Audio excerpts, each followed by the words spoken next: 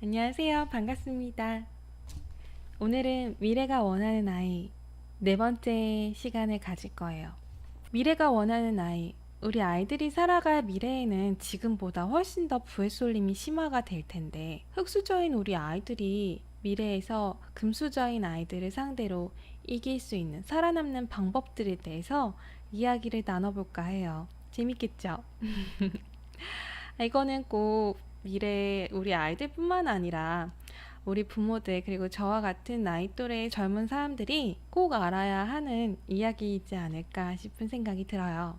여러분들은 부가 어떻게 움직인다고 생각하세요? 부가 신분에 따라서 상속과 결혼 이 두 가지로 움직인다고 생각을 하시나요? 아니면 정말 극소수지만 벤처에서 주식으로 대박이 나는 그런 경우에만 가능하다고 생각을 하시나요? 사실 우리는 이런 이야기 들으면 아니다라고 단정 지어 이야기하고 싶지만 또 어느 정도는 현실을 둘러보면 부정할 수 없는 것도 사실인 것 같아요. 미래에는 지금보다 분명히 부의 쏠림이 심화가 될 텐데 이런 생각을 많이 하게 돼요. 모두가 똑같이 공평하게 태어났다라면 얼마나 이상적인 세상이 될까라고 생각할 수도 있겠지만 또 막상 모두가 공평하고 똑같은 능력으로 태어나게 된다면 자유도가 줄어들 거고요. 이렇게 사는 것이 정답이다라는 모범 답안이 생겨서 몇 가지 유형으로만 사람들이 살아가기 시작을 할 거예요. 지금 우리는 흙수저와 금수저로 나뉘어서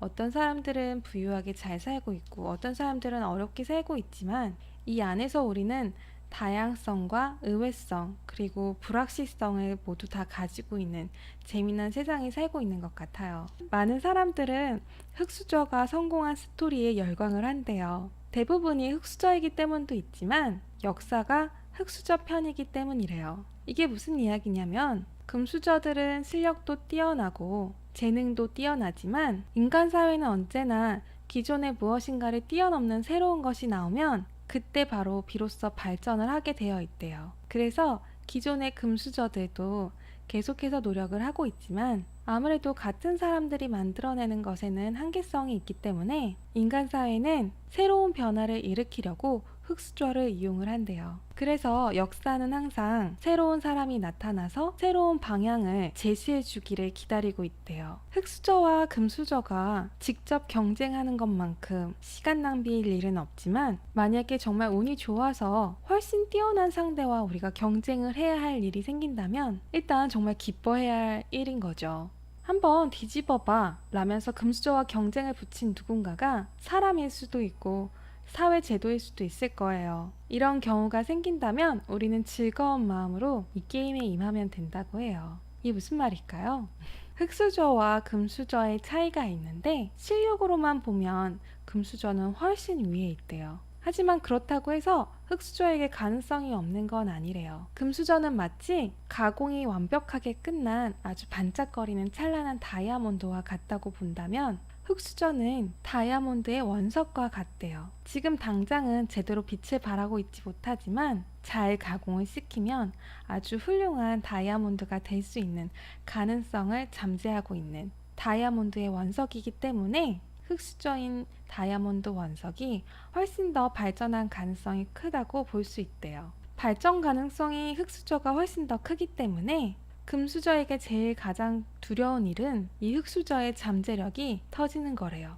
따라서 금수저들은 이 흙수저의 잠재력이 터지는 것을 막기만 하면 게임에서 승리를 하는 거고요. 반대로 흙수저들은 본인이 가지고 있는 잠재력을 최대한 폭발시킬 수 있는 것으로 나아갈 때 흙수저와 금수저의 게임에서 이길 수 있다고 해요. 만약 흙수저와 금수저가 경쟁할 일이 생긴다면 흙수저인 우리들은 금수저가 당연하다고 생각하지만 실제로 그렇지 않는 것들이 무엇인지 되짚어 볼 필요가 있어요. 다시 말해서 그들이 가지고 있는 어떤 고정관념을 찾아내서 그중 흙수저인 우리들이 가지고 있는 장점과 접목시킬 만한 것들이 어떤 것이 있는지 찾아내야 한다고 해요. 흙수저가 금수저를 이기는 유일한 방법은 바로 금수저가 가지고 있는 고정관념을 깨는 새로운 발상을 하는 것이에요. 고정관념이라는 건 정말 무서워서 시간이 지나서 나중에 보면 정말 어리석기 짝이 없지만 그 당시에는 절대 진리로 받아들이는 것들이 정말 많다고 해요. 축구의 전술로 예를 들 수가 있는데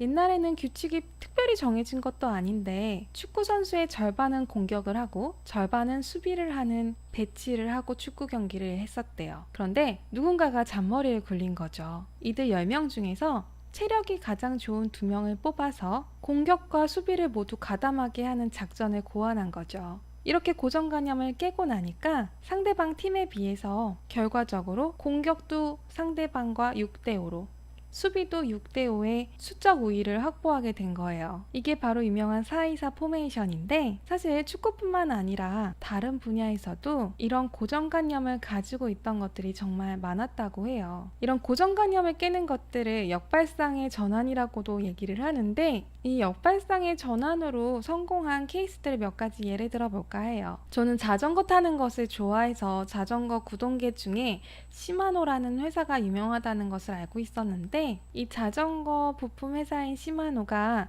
미국에서 보니까 자전거를 개조해서 산에서 타는 사람들이 있었대요. 그래서 그들의 모습을 보고 자전거는 꼭 편지에서 타야 된다는 고정관념을 깨고 산악 자전거용 자전거 부품을 내놓기 시작을 했는데 굉장히 성공적으로 인기를 얻었고 지금도 우리나라에서 보면 NTV 자전거를 타시는 분들을 정말 많이 볼 수 있을 거예요. 지금 우리가 보고 있는 유튜브를 가지고 있는 구글이라는 회사도 처음 구글이 만들어졌을 때 마이크로소프트라는 회사가 PC용 운영체제와 사무용 소프트웨어 시장을 완전히 장악하고 있었대요. 그런데 만약 이 구글이 소프트웨어를 상대로 PC용 운영체제를 만들려고 했다면 지금처럼 성공한 기업이 되지 못했을 거예요. 그런데 구글은 당시 빠른 속도로 대중에게 확산된 인터넷 환경에서 자신이 원하는 문서를 쉽게 검색해서 찾을 수 있는 검색 서비스를 만들기 시작을 했어요. 검색 서비스를 만들면서 마이크로소프트와는 전혀 다른 길을 가기 시작을 했죠. 그리고 구글은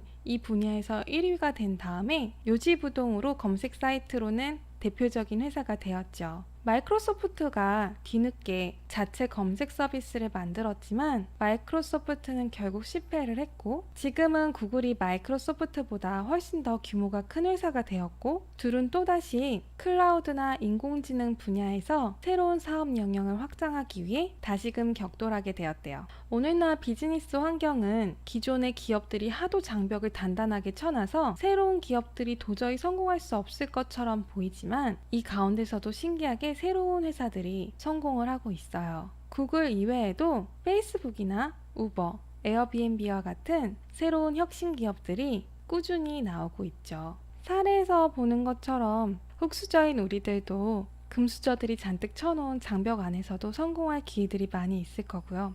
그 기회는 지금 성공한 금수저들이 가지고 있는 고정관념들이 어떤 것인지 먼저 잘 파악하고 그 고정관념을 깨는 것과 우리가 가지고 있는 장점을 잘 접목시킬 수 있는 것이 어떤 것인지 빠르게 잘 찾는 것이 중요할 거라고 생각을 해요. 내가 가지고 있는 장점이 무엇인지 잘 생각해보고 그것을 잘 활용할 수 있는 지혜를 가진 우리들이 되었으면 좋겠습니다. 오늘 이야기 재밌으셨나요? 오늘 이야기가 많은 도움이 되셨으면 좋아요 버튼과 다음 이야기가 궁금하시면 구독 버튼으로 함께 해주시면 감사드리겠습니다. 다음에 또 좋은 내용으로 찾아오겠습니다. 우리는 우리 아이들에게 지혜와 사랑을 넘치게 주는 그런 어른이 될 거예요. 감사합니다.